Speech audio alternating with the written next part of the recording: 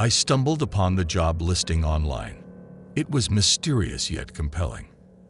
Assistant needed, $1,500 a week. No experience required. Desperate for money and enticed by the generous pay, I applied. Almost immediately, I received a response. Thank you for your interest.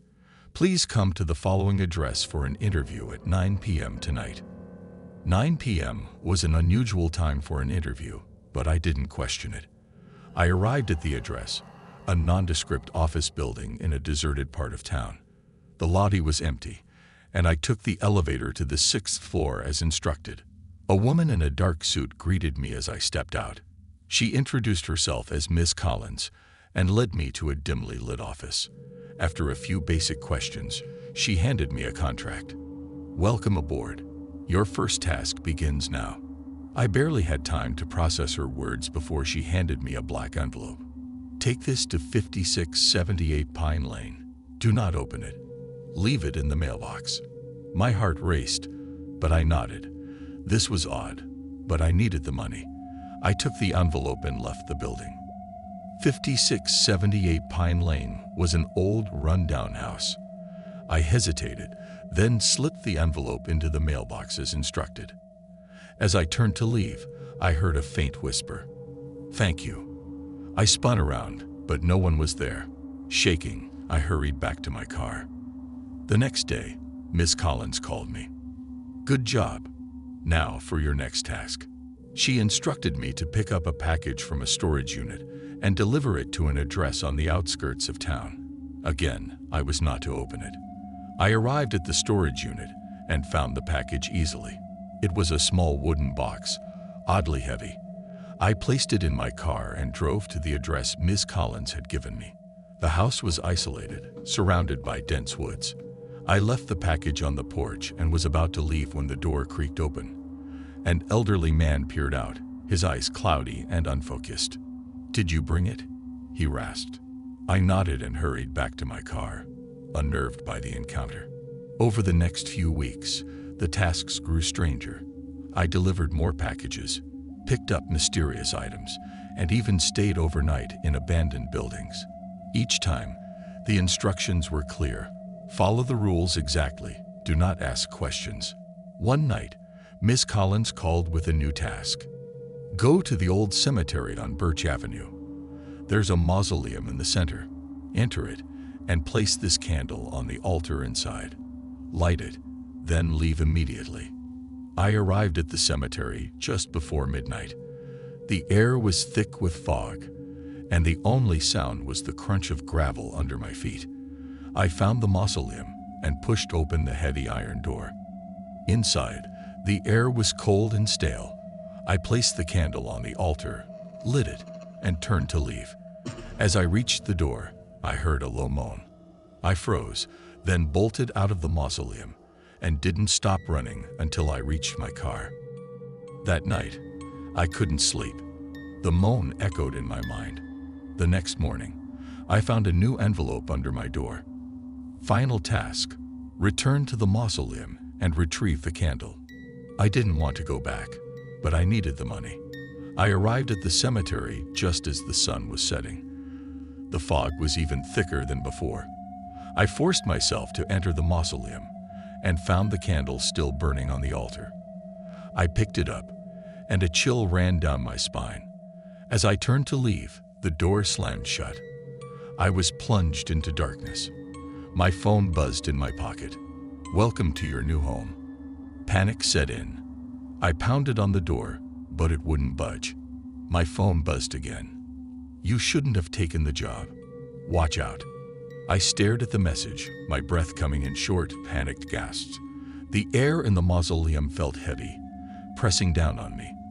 I tried to call Miss Collins, but the call wouldn't go through. My phone buzzed again. There's no way out.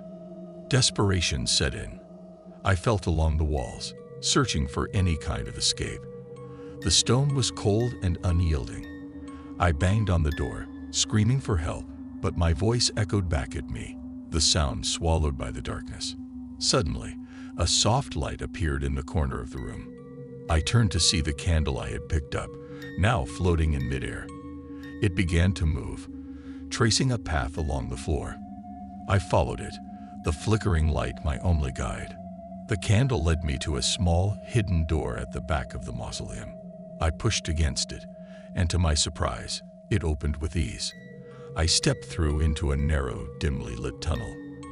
The candle floated ahead, illuminating the way. I followed the tunnel, my heart pounding. It seemed to stretch on forever, the air growing colder with each step. I could hear whispers, faint and indistinct, coming from the walls. They seemed to be urging me forward, but their tone was menacing. Finally, the tunnel opened up into a small chamber. In the center was a stone altar, and on it lay a book bound in worn, cracked leather. The candle floated above the book, casting eerie shadows on the walls. I approached the altar and saw that the book was open. Its pages were filled with strange symbols and cryptic writing. My phone buzzed again. Read aloud. I hesitated.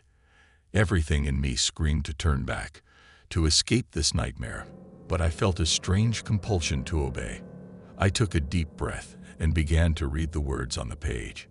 As I spoke, the air around me seemed to vibrate. The whispers grew louder, more urgent. The symbols on the page began to glow, and I felt a cold wind swirl around me. The candle's flame flared up, casting a blinding light.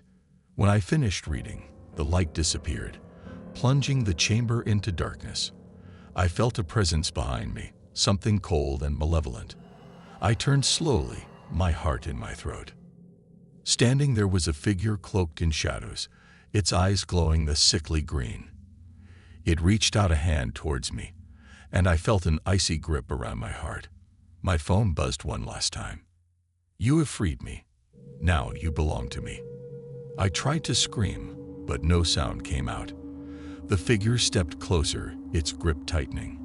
I felt my strength drain away, my vision darkening. Just as I thought I was about to black out, the grip loosened. The figure vanished, and the chamber was once again illuminated by the soft glow of the candle. I collapsed to the ground, gasping for breath. My phone buzzed again, and I shakily pulled it from my pocket. "Congratulations, you passed the final test. Your service is no longer required." I didn't know whether to feel relieved or terrified. I stumbled out of the chamber, the candle guiding me back through the tunnel to the mausoleum. The door, which had been firmly shut, was now open. I stepped out into the cool night air, my heart still racing. I drove home in a daze, not fully comprehending what had happened. When I got there, I found a package on my doorstep. Inside was a letter and a stack of cash. "Thank you for your service. This is your final payment.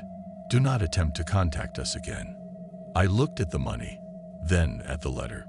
It was over, but the feeling of dread lingered. I knew that, no matter what, I would never be free of the memories of those nights. The whispers, the figure in the dark, and the final chilling words stayed with me. And sometimes, late at night, I could still hear them. Watch out. Last but not least, just don't forget, for more afterlife tales, hit that cross. Oh, sorry, I meant subscribe button.